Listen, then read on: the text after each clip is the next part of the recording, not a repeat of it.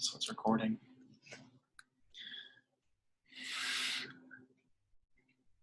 Four participants. Hey guys, what's going on? So these are all attendees.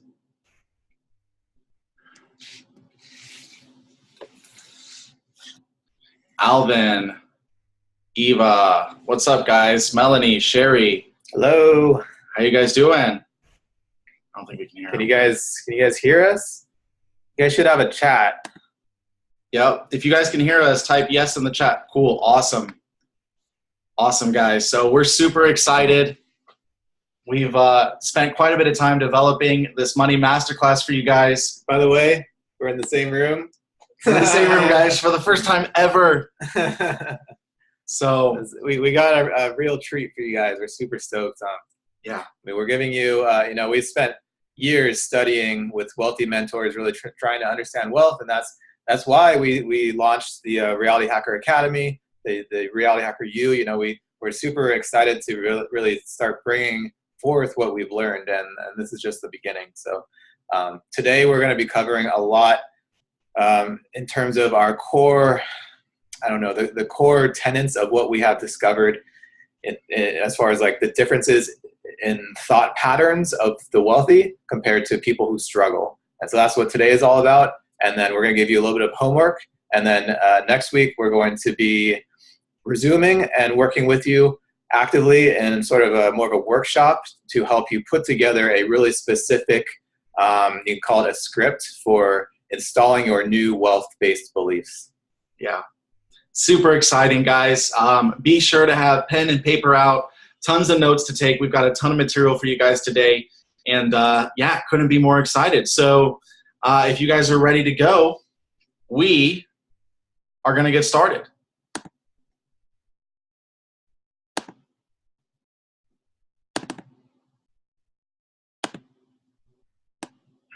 How do I just push play?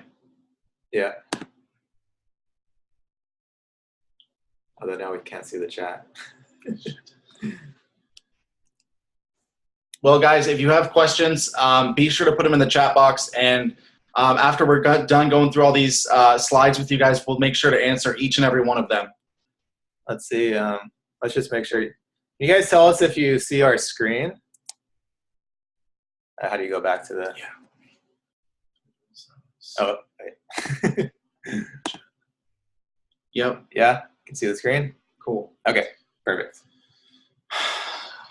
Awesome, guys. Go back to full screen. Welcome to the Money Mindset Masterclass. Let's get that out of here. Oh, I guess we can't access chat that way. Yeah, we can. Sorry, guys. This is the first time we've used the system this way. Yeah. Cool, guys. So we're going to be starting off just talking about the first principle. And, we talked to you guys about this a lot. The first principle is absolutely imperative to really be getting to master anything around changing the way you interact with and handle wealth. And the first principle, as many of you guys are aware of, is the understanding that you are God. Who you are is absolutely infinite and limitless.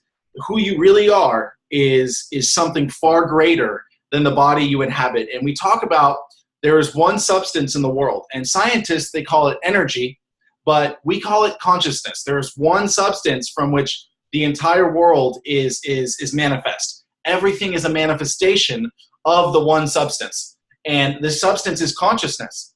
And we change our experiences in the world by changing our own states of consciousness. And as we begin to change our states of consciousness, the things that we experience in the world, because everything is a expression of that consciousness, we experience that portion of consciousness. And, it's so important to understand that the self-image of limitation is really what perpetuates war. It perpetuates apathy.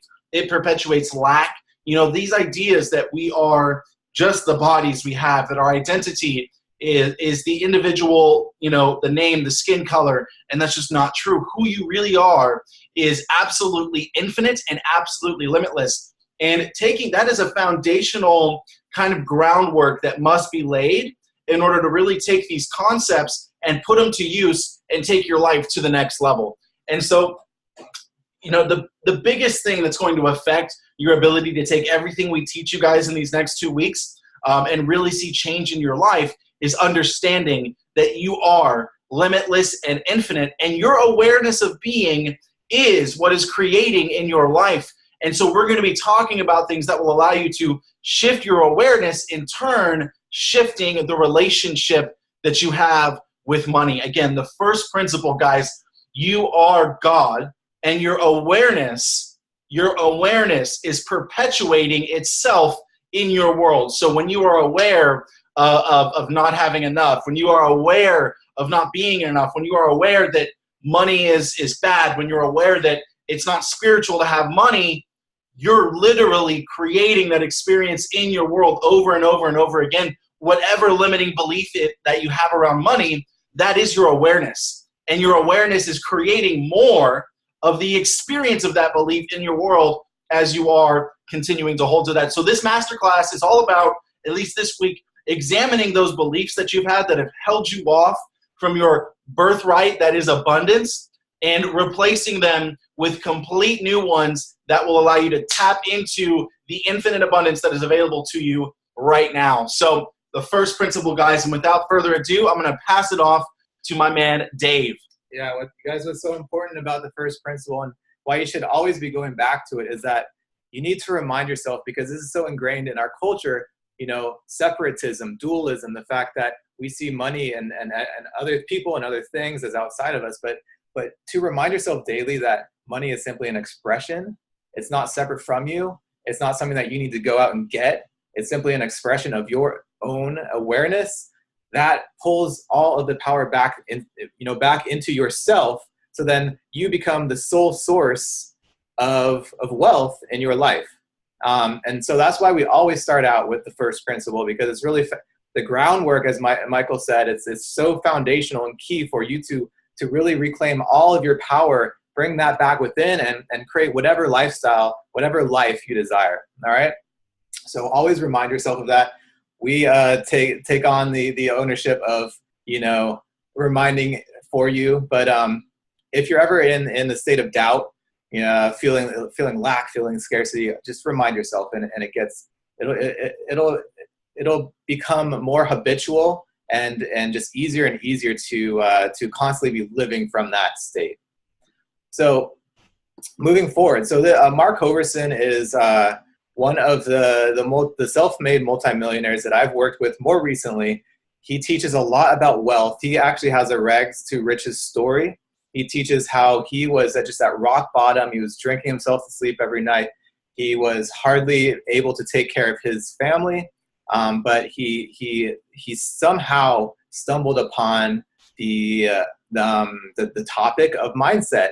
And by shifting his mindset, he was able to become one of the leading online marketers in our industry right now. And he shares mindset a lot with his students, because he sees how vital it is, since he came from nothing into, I think the last published amount that he's made online is like 22 million or something crazy. So what he said, this is one of my favorite quotes, is that the rich man and the poor man live on the same land. They breathe the same air. They use the same internet. Perhaps the rich have more time, but the gap is not as different as you may think.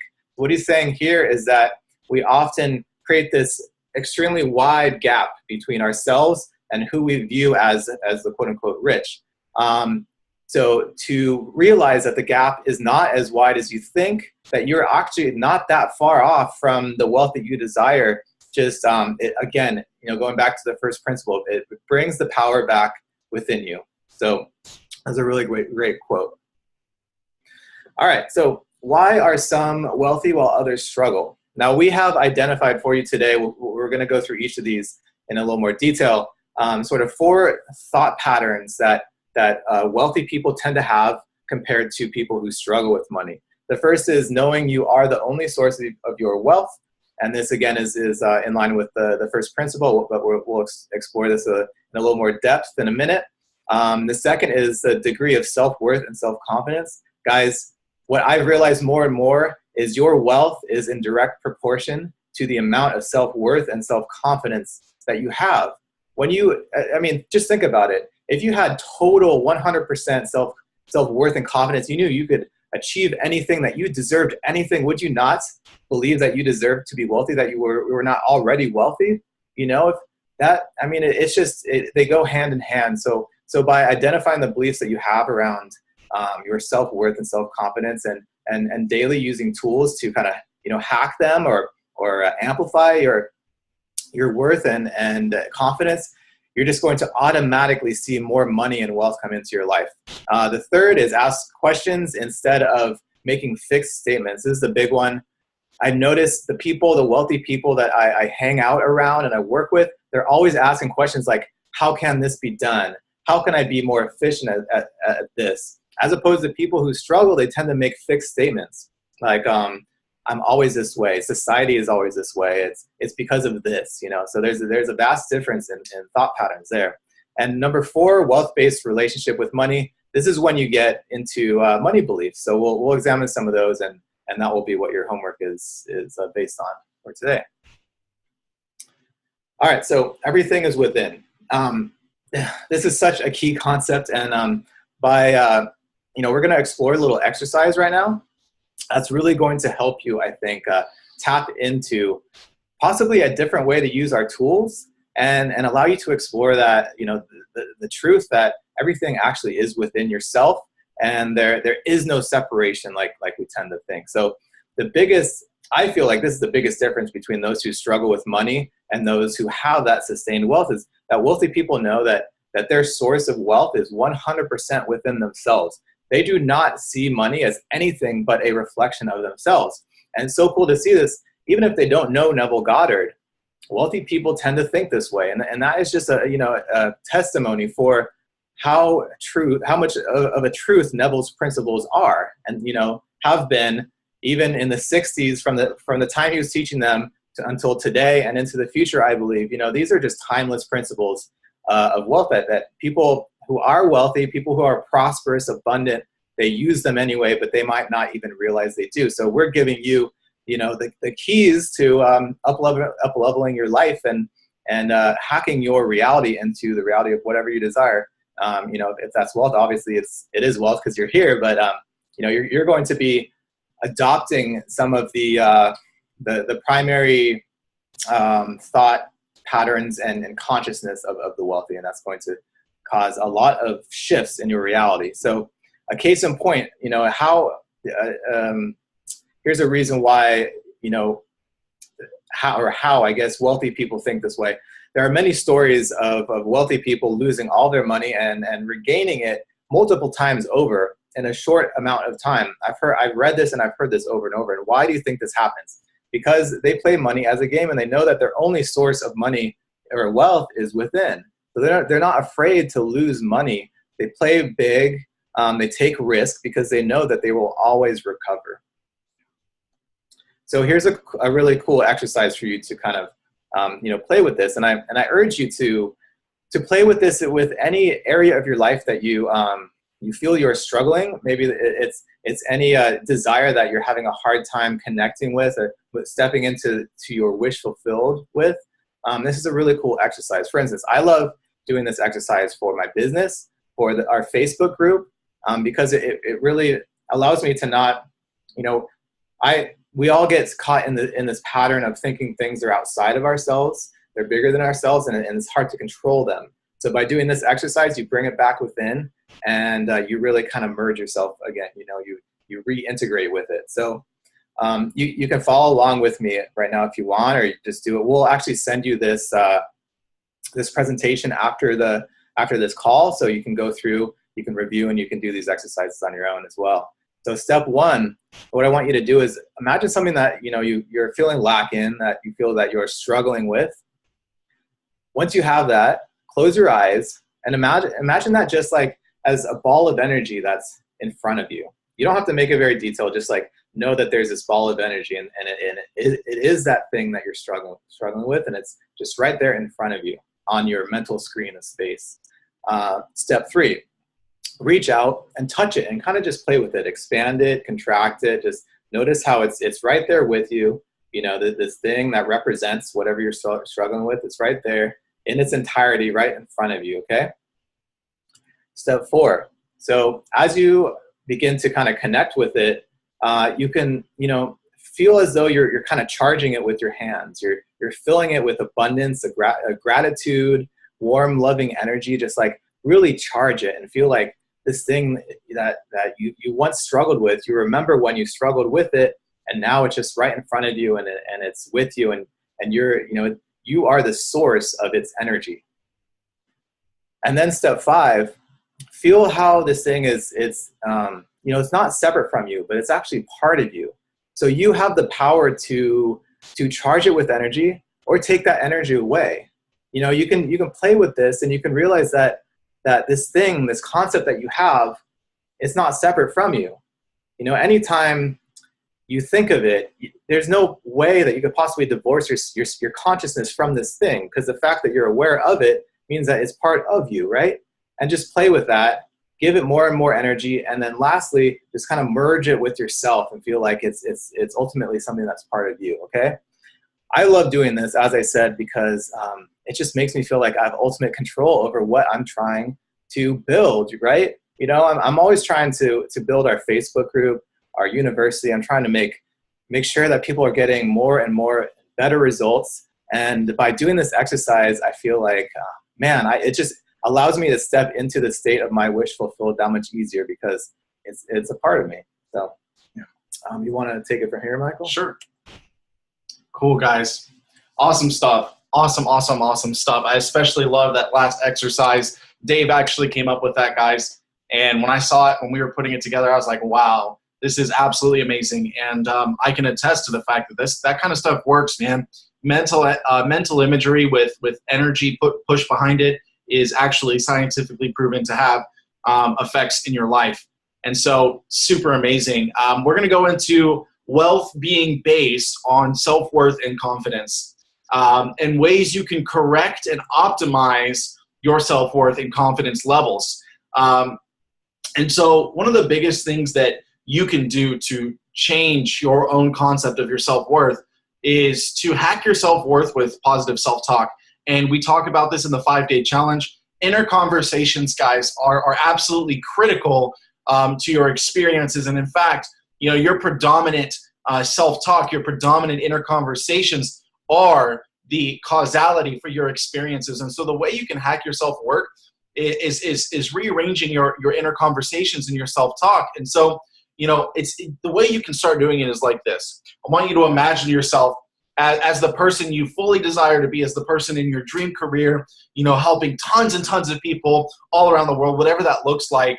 And you can begin to talk to yourself from that place. How would that person talk to themselves? How would that person see the world? How would that person look at their body? And what you can really do is hack your self-talk by going into the wish fulfilled and feeling yourself as the person you would like to be in totality, and start talking to yourself from that place. And again, as you can talk to yourself more and more and more from that place, those kinds of inner conversations become natural, in turn changing the majority of the experiences that you have.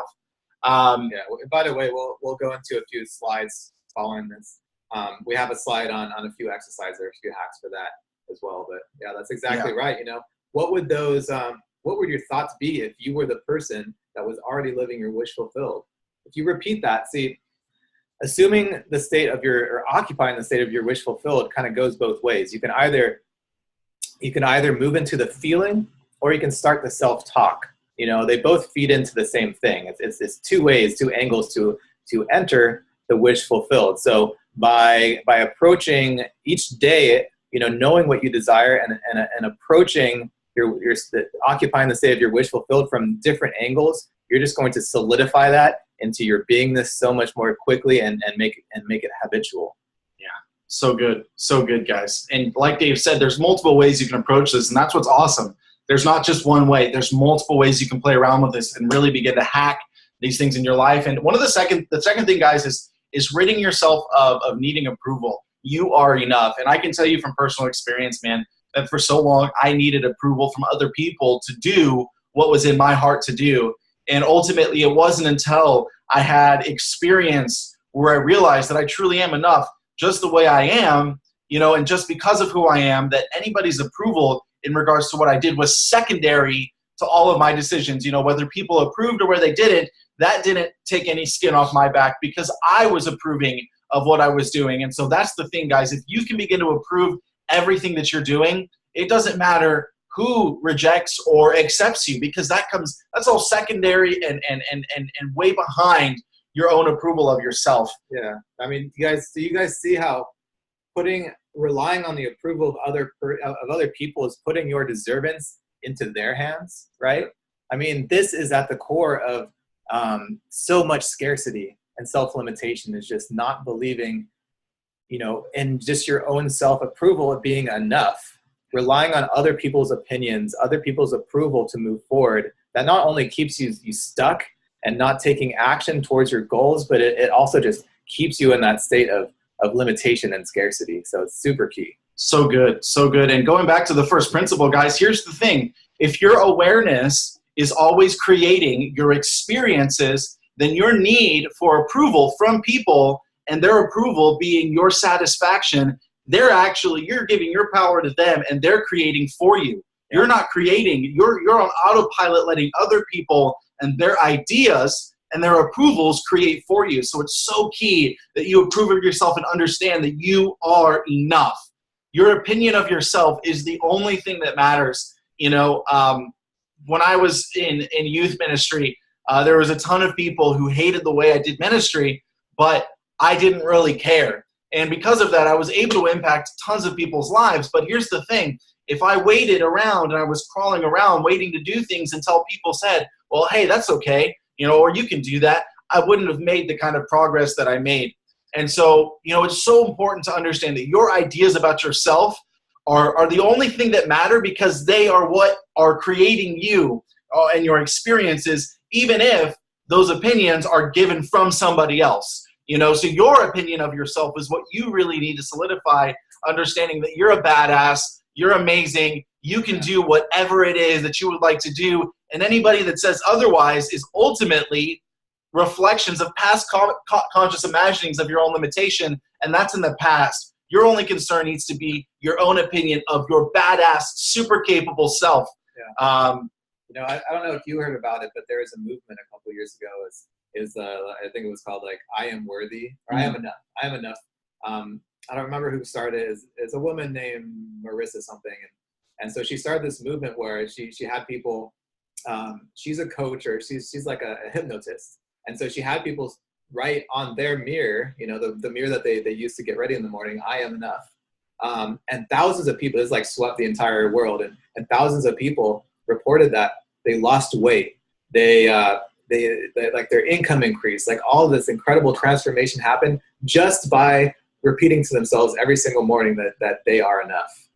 That's so good. So good, guys. You are, each and every one of you is so precious and so worthy of so many amazing things.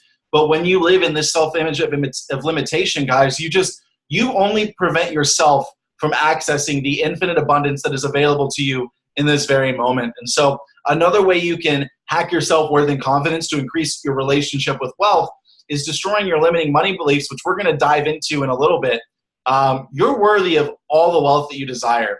And here's the thing. The really cool thing is that you wouldn't desire wealth if you weren't capable and worthy of it. It's so key to understand that, because your desires are literally words from God or prophecies waiting to be fulfilled. And it's when you step into the wish fulfilled around those desires that you are literally a prophet in and of your own life, and you're creating over and over and over again. So guys, these are some of the most amazing things that you can do to increase your wealth and your relationship with it, because wealth is totally based on self-worth and self-confidence. You've probably heard the phrase that people only pay you what you think you're worth. And it's true. When you do not value yourself, people don't see that value. People only see in you what you see in yourself. And so, again, these are amazing ways that you can begin to hack and optimize your self-worth and confidence. And so here's some more hacks for self-confidence, the I am awesome self-talk. When's the last time you said to yourself, I'm awesome. I am really awesome. And not like in cocky arrogance, but just, I'm awesome. I am awesome. And you are, and you deserve to tell yourself every single day that you are awesome. And you'll find that as your self-talk becomes more consistent with the awesomeness that you really are, your experiences will also begin to give that awesomeness back to you. Here's something I want you guys to do, and I was just reminded of it. I'll add it to your homework for the week, but I would like you to either carry around a journal or just keep the notes app in your phone, and for a solid week, at least a few days, just notice your self-talk. How do you talk to yourself? Not only what do you say, but in what tone do you talk to yourself in, right? I have a mentor that I work not closely with right now, but I buy his programs and I really love what he has to teach. And he, I watched his training the other day, and he basically said, notice your self-talk. If you are telling yourself things in a way that would make you want to punch someone else in the face, if they told you that to your face, then you obviously have some self-correcting to do, right? But here's the thing: it is funny, right? But the sad part is like so many of us walk around just talking that way to ourselves in a way that we would never talk to someone else. Yet we do it all day long. You're a piece of crap. Why can't you do this? Oh, this sucks. All that stuff. It just perpetuates. So what I would like you to do is really to start noticing how you talk to yourself and what you say, and write it down. The more you write it down, the more aware you will become of it, and then the more you can change that.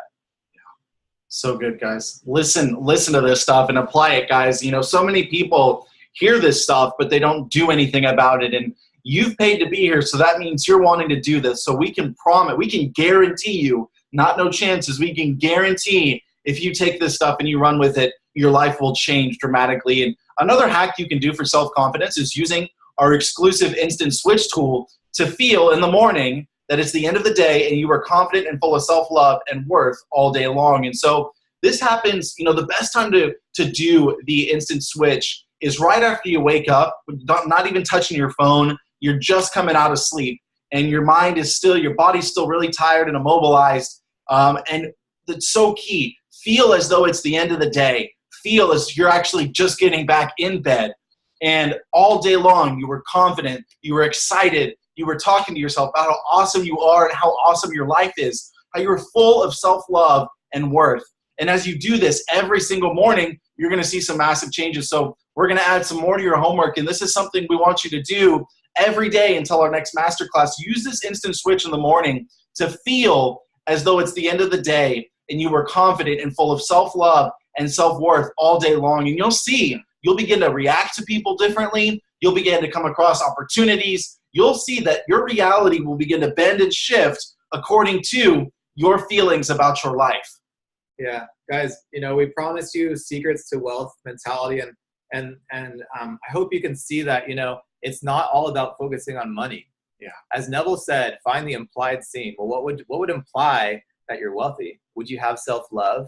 Would you have self-confidence? Of course. So what we're helping you do here is put yourself daily into the implied state of wealth, because so many people that are trying to manifest money are just focusing on the money, and that's what causes them to fail over and over again. So these are the true secrets to wealth mindset, because a lot of it is, most of it is not the money. Money, as you'll learn, as we're telling you throughout this class, money is only an expression of the state of consciousness that you occupy most predominantly. So, yeah. So good. Yeah. So good. So how to rid yourself of needing approval. And I'll let Dave take this one. Yeah. So, this has been something that I have had to overcome, and I'm still working on it, the need for approval. It's just always been in my personality to be a people pleaser. And so this is a story that I have had to work towards, rewriting. So one thing that really helps is to use the I remember when tool. You can say, I remember when I needed approval from others. And so when you say, I remember when it was this way, you are implying, once again, that's implication. You are implying that it was this way, and now you are how you desire to be. All right. So another way to approach it is always fall back to the first principle. Remind yourself that I have everything I need available to me right now, and I am the only source of my reality. So a lot of times we rely on other people for approval because we're not seeing ourselves as the only cause substance, the only causal force or source of our reality. we're giving our power to other things. So by reminding yourself that the only thing that can make me feel happy and fulfilled is myself, and that just allows you to kind of drop the need for or for approval from other people. And the third thing is, and this is also key, know that people's opinions are always a reflection of your own self-confidence or self-doubt. So here's a really cool thing. Approval from others is only ever a reflection of your own self-approval. You get that? So the more you approve yourself, the more people are going to reflect that to you. And it'll come through your confidence and how you carry yourself, your energy. But it's not only that. We're all, as Neville said, we're other people. The world is yourself pushed out. We're all connected. We're all expressions of the same consciousness that we condition through our individuality into what we are aware of. So by conditioning your awareness down to being the sole source of your reality, not needing approval from other people, not giving your power out to other people, you are in effect causing a ripple of changes throughout your reality, because everything will reflect that back to you. So good, man. I love it. Guys, this stuff, like Dave said, you guys wanted the secret sauce. Well, this is the secret sauce. You take this stuff and run with it, and we can both personally attest to this being the secret sauce, because we've both used it in our own lives to up-level our own wealth consciousness massively. Yeah. This year alone for me, using this stuff we're teaching you guys alone, my income has literally 10x'd itself. And Dave's literally can say the same. He was telling me some stories earlier. I was just like, holy crap. So guys, this is the secret sauce. Take it and run with it. And so here's something that's really interesting, is the two-way street of self-value. And, it's so important to understand that. So this is what happens when you value yourself. And in the same sense, you can start doing this to up-level your own value of yourself. So mentality first, always caring for your mental diet. What do you allow into your mind? Is your Facebook feed filled with dogs getting shot and people dying in war and ISIS and Donald Trump bombing North Korea? Or is it full of I am enough? Is it full of I'm worthy? Is it full of stories of inspiration and rags to riches and how you can grow and how you can increase? What are you allowing into your mental diet? It's the same thing with we eat, because here's the thing.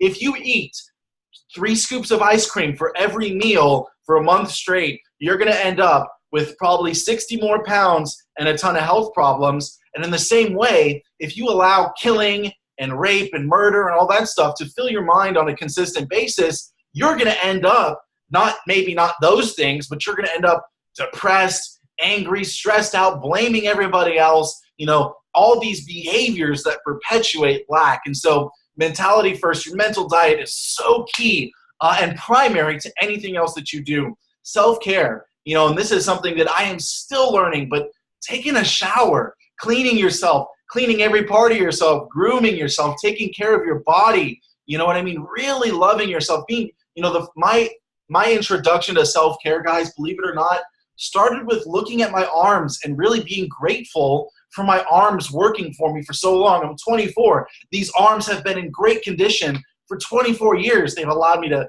play tons of shows around the world and do amazing things. My legs, you taking care of yourself is such a reflection of a high self-value, and having boundaries. Who do you give access to you unconditionally? Who do you let into your life 24/7? Who do you let speak to you? Who do you give yourself to 24/7? Boundaries, man. Boundaries are critical. Really, really wealthy people, they understand that their time is super valuable, and they don't just give their time away to anything, and they don't just treat their time kind of like a Big Mac from McDonald's. And it's so important that you establish healthy boundaries and give yourself time to relax, give yourself time to have awesome self-talk, give yourself time to really focus on your own inherent goodness and wonder and awesomeness. And by the way, the reason why we call this a two-lane or a two-way street is that these sort of, they all lead to the same place. So it's the same, it's self-value. You can, the more you start having self-value for yourself, the more you start doing these things naturally. But you can also approach it by starting to do these things purposefully and deliberately, and that's also going to increase your self-value. So it's like a two-way street that leads to the same place, if that's possible, but you can approach it from both ways. And self-value is just most important. That's going to up-level your wealth. Yeah. You want to talk about buying with purpose? Sure. Buying with purpose. I've noticed that people who have a high degree of wealth, you would think, and here's a false belief. You would think that people, or many people think that people who have a lot of money, they just spend frivolously and they just buy whatever the hell they want, whenever they want. But the interesting thing is that, as far as I've observed, the people that have the most money, they spend the most, they calculate how they spend their money, because they realize they have so much self-value that they realize they only deserve the best. And sometimes it takes a little time to find out exactly what they want and the right thing that will, fulfill what they want. So they, that's the other thing, is that they know exactly what they want, as opposed to people who tend to live from scarcity. A lot of times they'll be standing in the checkout line and they'll just have an impulse buy, because they're living so much from scarcity that when they realize that, oh my God, I can buy this, it doesn't matter what they buy. They just want to spend money, because they're living from so much scarcity that it gives them kind of like a quick fix, right? But by buying with purpose, you're just increasing your own self-value, and you're starting to assume the state, the mentality, the thought patterns of a wealthy person. It's the truth. Is what I've noticed. Not settling, it kind of goes hand in hand with buying with purpose. Know what you want and go after it. And again, there's been multiple occasions where I've had wealthy friends who wanted something, and they've waited and waited because they knew that they were only going to get exactly what they wanted. And waiting is fine. It's not even about the destination. It's not even about your desire. As I always like to say this, it's about the journey to get there. A lot of people love buying things because they love the research process, right? Because the thing is, once you get something, you get your desire, you're going to move on to the next set of desires. And even Neville said this. I don't remember exactly the words that he used, but he said, it's an endless cycle. We have this false belief that once we get there, once I get there, then everything is going to be perfect. I'm going to live in this utopian reality, but it's not the case. We live in this physical dimension to experience desire, and desire never ends. So there's no use in trying to rid yourself of desire. There's no use in cutting yourself off from it. It's the most natural thing that you can do. And by following these steps, by valuing yourself enough to know that you can have anything you desire, and just doing the work to put yourself into the mental space of it coming to you, because it is. The fact that you desired it means that it's coming to you. To me, that is the most, that is living life to the fullest, right? Yeah, I totally agree. Cool. So here's another cool thing that I've observed. Those with wealth tend to ask creation-based questions, as opposed to people who are living from a state of struggle, or always getting by, or always complaining about money. They tend to make more fixed statements. They say, this is how things are.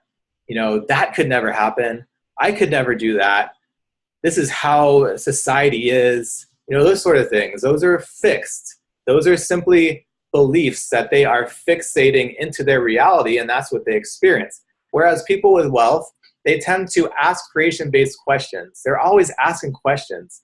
And these are, I say creation-based because they're expansive. They're questions that are allowing more, they're allowing growth and answers to come to them. So questions like, how can I make this happen? How can I do better at this? How can I earn more from my existing resources? That question right there is a huge one. A lot of people that are so focused on just finally getting the wealth they desire, winning the lottery or whatever, they have their sights set so far into the future. There's such a wide gap that they don't even realize the amount of opportunity and resources that they have in this very moment. people with wealth tend to use the resources that they have surrounding them because, those provide the quickest wins. So in a more practical sense, how can you take the relationships and relationships, resources, skills that you already have and produce something that is creation-based, that is profitable, and changes the at least, for a day, changes the life of someone else.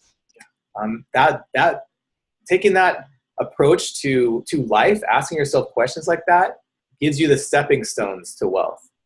So good. So good, guys. Asking questions, always increasing, always expanding, not ever sitting at a fixed point, because a fixed point doesn't move, it doesn't expand, it doesn't increase. And so asking yourself these creation-based questions only increases your creation. And so re-relating yourself to money, your buts, your becauses, and your I always indicate how you're currently relating to money. And your limiting beliefs surrounding money simply need to be re-related. Reorganizing your buts, reorganizing your becauses, reorganizing your I always, and it's so important. Again, go back to the first principle, understanding that your awareness lies in the substance of these very statements. Your but this, and that, or I can't have this money because or I always fail right when something good happens, right? And so it's important to understand that is your awareness. Your awareness is that. And truth depends on the intensity of your imagination, not on external fact. And so as you begin to change your truth, your awareness, your becauses, your buts, and your I always, you'll also begin to re-relate yourself to money. Limiting beliefs surrounding your money simply need to be re-related. Yeah, a lot of self-help and personal development focuses on limited beliefs, quote unquote. But I like to look at it actually from the standpoint of it's simply limited. It's not like you have these limited beliefs out there that you need to seek out and destroy. And I know I use some of that terminology on our sales page, but really how I like to look at it, instead of that, I like to invite you to shift your perspective and just simply look at it as your relationship. That's all it is. And relationships are dynamic. They can be shifted at any point in time. So it's not, again, it's removing you from the me versus them perspective, that separatism, and claiming ownership over your reality and the fact that you can make any change that you desire. It's simply a shift in relationship. So good. So good, guys. Like he said, and so important, make sure, if I was you, I'd be writing notes. Like Dave said, relationships are dynamic and they can be shifted at any time. Relationships are dynamic, meaning they are not fixed. They're very fluctuating and they can be changed at any time. So your relationship with money can be changed. And that's what this class is all about, is helping you change your relationship with money to allow more of it into your life. I believe it was Napoleon Hill that said something along the lines of, there's a certain point in a man's life where abundance floods so much that he'll wonder where it's been hiding the whole time. Yeah. And, I'm sure Dave can say the same thing from experience. There is a sentinel event that happens after you've been working on changing your self-talk and re-relating your limiting beliefs, that it just starts coming out of nowhere, flow. And you're like, well, I asked myself that question earlier. Where was it all these years? All of a sudden it just shows up. And it is the product of re-relating yourself to money. And that's just really quickly, that's why I mentioned earlier on in this class today, how wealthy people tend to play money as a game, right? Because money is supposed to be, it's fun. When you make it fun, when you revel in the challenge, where it's not about the destination, it's about the journey, then it just becomes this thing that you're playing with daily. And I know this is the case not only in the answers that people, my mentors have given me, but also in just observing them. And that when they reach a certain amount of wealth, most people don't stop. And it's not because they're greedy. It's because it's not even about the money. It's that they love playing the game, right? They love the daily action of seeing things level up, of feeling the accomplishment, of helping people seeing the change in people's lives and just the fun in creating things. And that's really what it's all about. When you stop seeing money as this thing that is so far out there, and if only, you have that much money, you would be able to stop and just relax for the rest of your life. That's not the case. That's a fallacy. Chances are, whether you realize it or not, it's not even about the money. You're just looking for more freedom, more fulfillment, and focusing on that instead of this elusive, thing that doesn't even exist, is just going to get you a lot further. And so what we're going to do right now is walk you through some of the what we've identified as the most common limiting beliefs surrounding money, and help you shift that perspective. Yeah, guys, and it's so important that you really just you listen to what we're saying and really internalize it. Like Dave said, you don't want money because of the money. Nobody wants money because of the money. They want money because of the experiences money can create, the freedom, the fulfillment, the abundance, all that kind of stuff. And that's the power of implied scenes. As you allow yourself to live in the state of the wish fulfilled with implied scenes, it begins to flow effortlessly. But it's when you're focusing on it itself that it's stagnant, and you begin to perceive it as something that's separate from you. And so, we're going to go through some limiting beliefs with you guys, and really how you can begin to shift them. And this is one of the most common that I've heard, from many people worldwide, is that money is the root of all evil. And the fact is, guys, that is absolutely not true. Probably one of the most cheesy justifications for lack I've ever heard, because money is simply an expression of value. It allows two people to exchange equal value. It's a way to bless somebody else. It's so important to understand that money inherently has no meaning until we give it meaning. Saying that money is the root of all evil means that you're applying meaning to money, and that money is the reason apathy and war and depression exists, when, as we discussed earlier in the first principle, no, the reason that stuff exists is because of the self-image of limitation. That's why apathy and lack and war exist. It's not because of money. Money is, again, just an expression of value. It's an exchange of value, and it's a way to bless somebody else. And one belief, if you carry this belief, one belief that you can begin to shift this awareness with is that money is simply an expression of my self-worth and confidence, and a resource to spread my value. Yeah. So if you feel like you identify with this, go ahead and write down we call this a counter statement. And your homework is actually going to be an exercise in uncovering, based on, the guidance that we're giving you, uncovering your limited beliefs, your relationships that might be limiting with money. And then we'll be helping you work through those and rewrite those stories in the next class. So feel free, if you identify with any of these, write them down. And we'll also, by the way, give you this presentation file in case you missed anything. So good. Yeah. So this is also obviously a common one. The rich get richer and the poor get poorer. What this does is it puts money and the rich as something that is separate and distant from you, right? It makes it, again, it's a separatism. It makes rich people and poor people and money, all these separate things.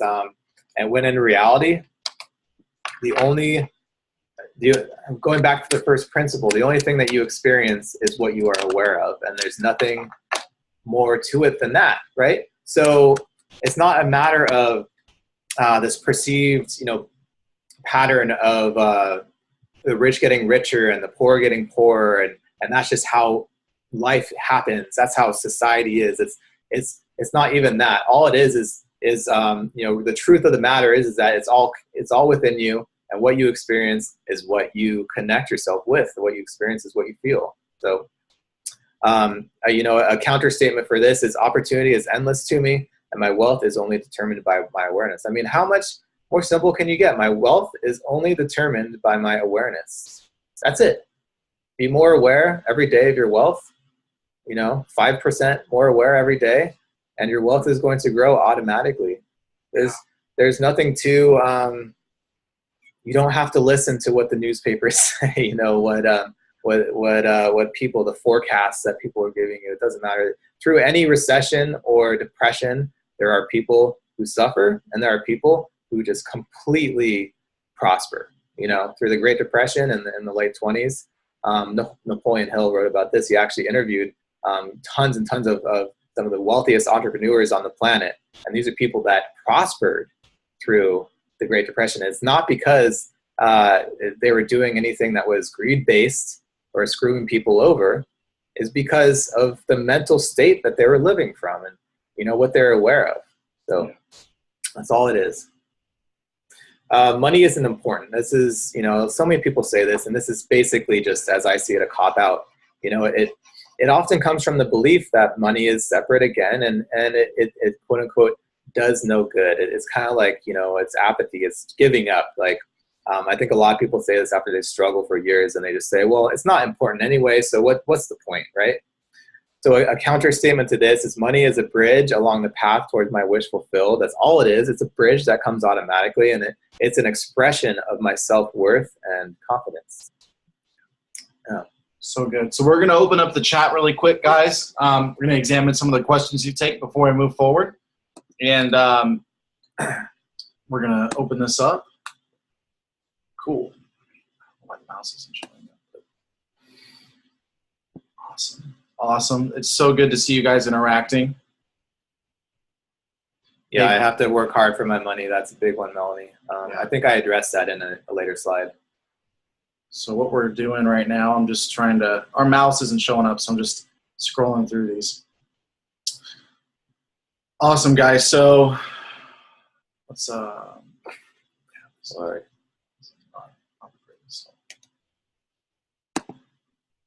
So here's another belief, guys, that it's more spiritual to not care about money. And this also comes from the belief that money really just does no good. It's not necessarily important.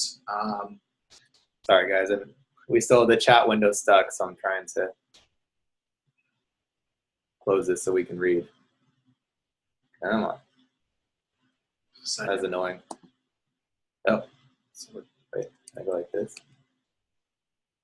I go like this. Yeah. Okay. Cool. We're back.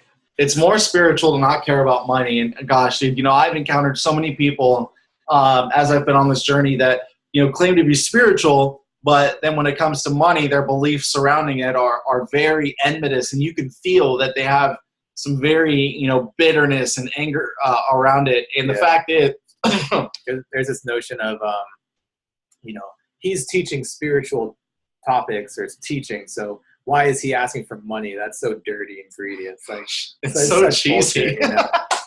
You know, people think, it's funny. I mean, I used to think this. People think that people like Jesus was super poor, but Jesus was a freaking carpenter, man. And carpenters in Jerusalem made a lot of money. I don't know if you've ever researched the statistics, but Jesus was very well off. He wasn't poor and homeless. Jesus was very, very lavish. And a lot of the spiritual teachers that really understand this stuff, not the ones that come and parade and try and create their own religion, they understand that money, again, has no meaning. It doesn't have any meaning until we apply it. So it's not more or less spiritual to not care about money. But again, this belief comes from, this is a belief that comes from our underlying enmity with money and our belief that it's separate and it does no good.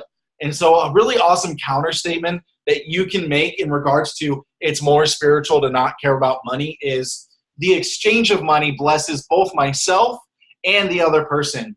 When I exchange money with another person, we are both honoring each other's value.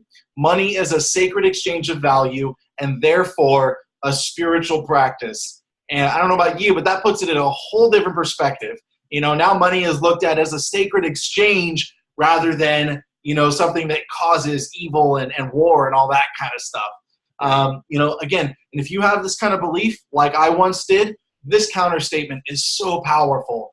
The exchange of money blesses both myself and the other person. When I exchange money, it's a sacred exchange. We are honoring and respecting each other's value, and therefore it becomes a spiritual practice. So, guys, all of these counter statements are built around re-relating yourself to money, having a positive momentum with it rather than one of negative enmity and thinking that it's something that's way the heck out here, because it's just not. Yeah. Oops. Let's see. Oh, okay, cool. Yeah. Okay. It's selfish to want a lot of money. I think this is obviously all these are common, but I hear this a lot actually. You know, it also comes from the belief that money is separate and does no good. But you know, it's also like it's the feeling of having a lot of money means that well, here's the truth actually. Having a lot of money means that you can spread your value further, right? So the more money you have, the more comfortable you are, the more creative you are, and the more you have to give, the more the more resources you have to share with other people to help change other people's lives. And so, in fact, the way I see it, and I think the way a lot of wealthy people see it, is it's actually more selfish to not want money.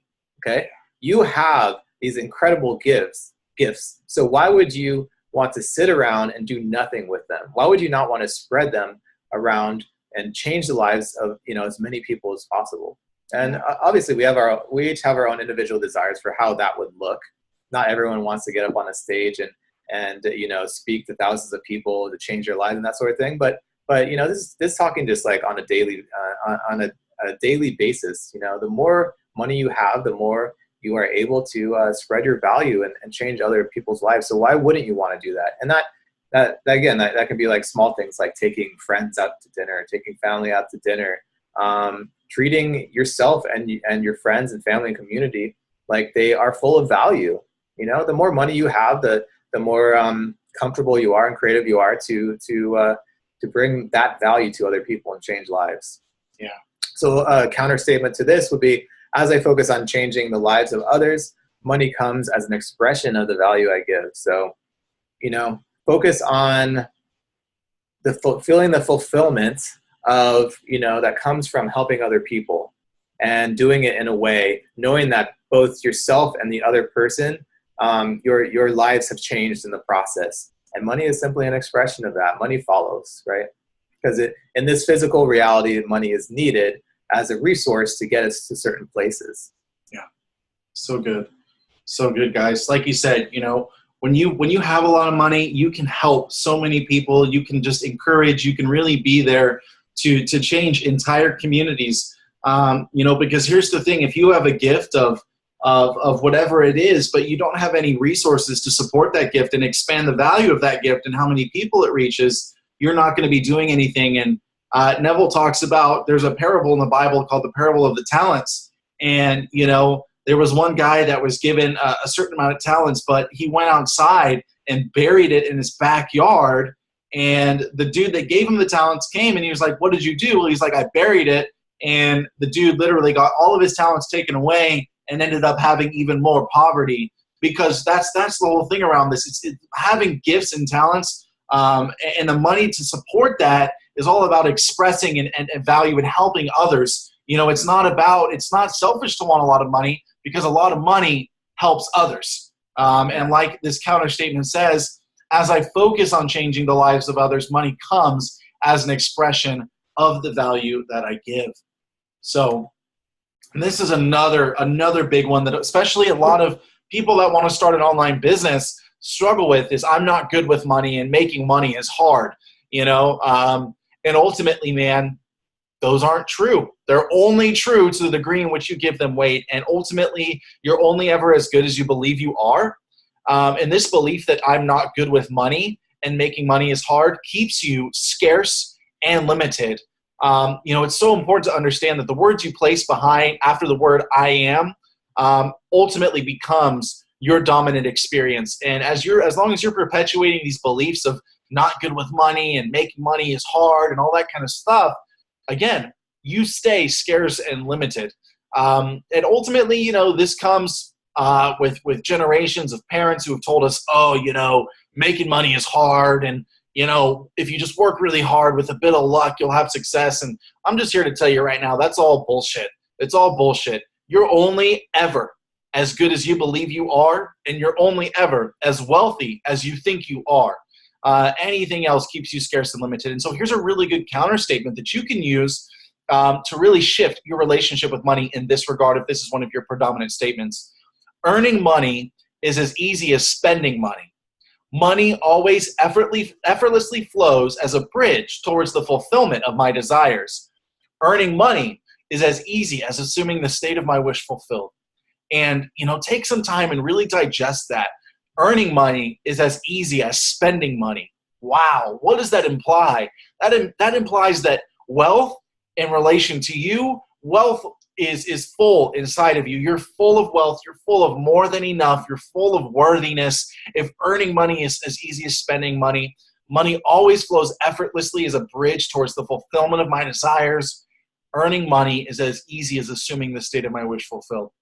And using these counter statements and really filling them and applying them whenever you find yourself touching on these negative beliefs is going to shift your life massively. Yeah. So good.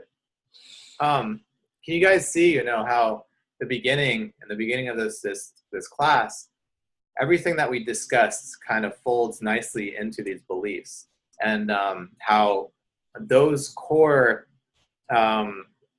aspects of wealth mentality, if you fully embody those, many of these beliefs will actually just kind of resolve themselves.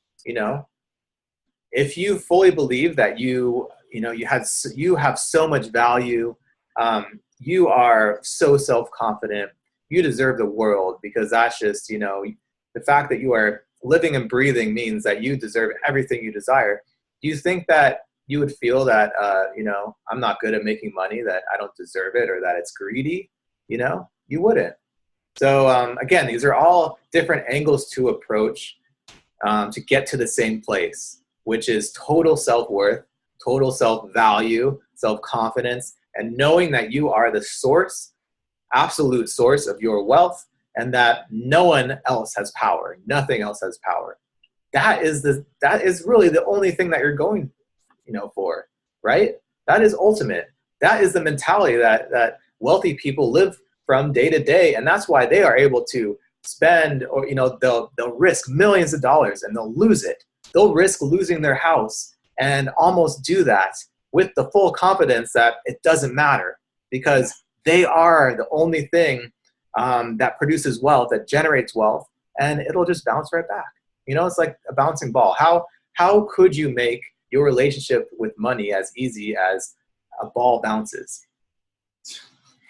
I mean, so good. We're all at various places in our journey, and I can't say that I fully live from that every single day, but we're all in this journey together, and this is such gold in terms of being able, congratulations guys for investing in yourselves, because you now have the keys.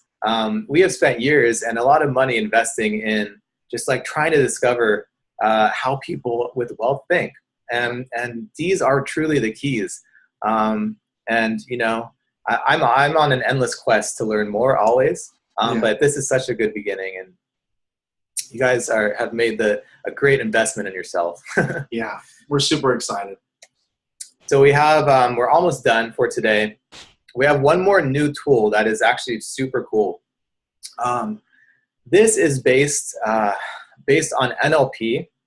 I don't know if you guys have ever heard of neuro-linguistic programming, but basically it's a way to understand the mechanics of how you think, right? So we often think that, we only think of pictures or words, but the reality is that when the NLP is a field of study, is studying thoughts, thought patterns and mechanics and stuff. We actually think in much more than that. We think in symbols. We think in physical coordinates. So colors, even tones, like, audio tones. For instance, you can think of something in your life and ask yourself, what color is that? And you'll instantly, more often than not, you'll instantly know what color that thing, that emotion is, perhaps, that you're thinking of. Similarly, you can ask yourself, where is this located? And you'll get the feeling that it's either up here or over here. Like, we actually have, it's very interesting. Our thoughts, our imagination kind of gives these symbolic qualities to our thoughts, locations, colors, all this other stuff. So it's really cool. But what NLP offers, And I love pairing NLP with Neville Goddard, is that it allows you to, it gives you additional tools for toning down certain emotions and feelings that you don't want and amping up certain emotions that you do. So we call this the abundance dial. And basically what we want you to do is, you can follow along right now. First, ask yourself, let's take abundance as what we're working with in this exercise, but you can actually use this for any wish fulfilled. This is something that, you don't have to call it the abundance dial, just the dial. You can use this for increasing how you feel something, your wish fulfilled, the truth that you feel in your wish fulfilled, or taking something that you don't want, maybe it's something that you're like a negative thought that you just keep on thinking and you can't seem to get yourself out of that cycle. You can use this same dial technique to bring that down and lessen the impact of it. And actually, you can also do this with pain. Super interesting. So let's take abundance. So ask yourself, what level of abundance do you feel right now? So 0 is lack and 10 is like total abundance, right? So just come up with a number. Now close your eyes and imagine a dial in front of you. You don't have to see it like super clearly. Just know that there's a dial in front of you. Now remember, whatever abundance level you thought of, whatever number you thought of, now actually reach out and turn the dial. So turn it to the left as if you're turning it down towards 0, and feel how that actually makes you feel more tense and you feel like less abundance and more lack the more you turn it down to 0. It's interesting, huh? Now turn it again. Notice the lack. Notice the difference of how you were feeling and now how you feel more lack. Now turn it the other way. Crank it up so that you're above whatever number you were at. Do you feel more abundance? Do you feel more warmth and fullness? And so you can play with this. You can turn it back and forth just to sensitize yourself to the feeling of abundance and lack. And what this is doing is it's sensitizing your awareness, and it's giving you more control. It's showing you that you have ultimate control over whatever you feel. And then lastly, once you kind of play with it and get a feel for it, crank it all the way up to 10 and see how you feel. You'll feel more abundant. So you can do this with anything. Anytime you need a little tune-up, you can imagine a dial right there and just like crank it up. And I've been playing with this for the past few days, and it's really powerful. So yeah. Awesome, guys. Yeah, and you'll notice as you go down to lack, you feel cold, you feel empty, you feel very barren, and as you turn it up, you just start feeling. You'll probably feel like see golden hues. You'll probably feel like warm, like maybe feelings of wow, awe, wonder. Yeah. And like Dave said, this is all about sensitizing your awareness. Because again, going back to the first principle, guys, you are infinite, and your awareness is literally conditioning the creation that you experience. And so as you begin to sensitize yourself to abundance and fullness and tons of wealth, you'll begin to see more of those experiences in your world. So, yeah. Which, by the way, the first exercise that we did, the Everything is Within exercise, where you had the ball of energy, this is also based in neuro-linguistic programming. So it's it's kind of visualizing something in a different way, but it's still all in your imagination. We're not taking anything from Neville Goddard's teachings or the first principle. We're not taking anything out of that. We're just giving you different ways to explore it.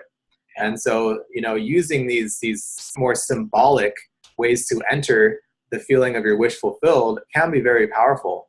So play with it. Cool, guys. Yeah, super powerful stuff. So here's going to be your homework, guys. Because this is a 2-week class, and next week we're going to be diving even deeper into your limiting beliefs and helping each and every one of you remove and replace them. So number one, we're going to be sending you a worksheet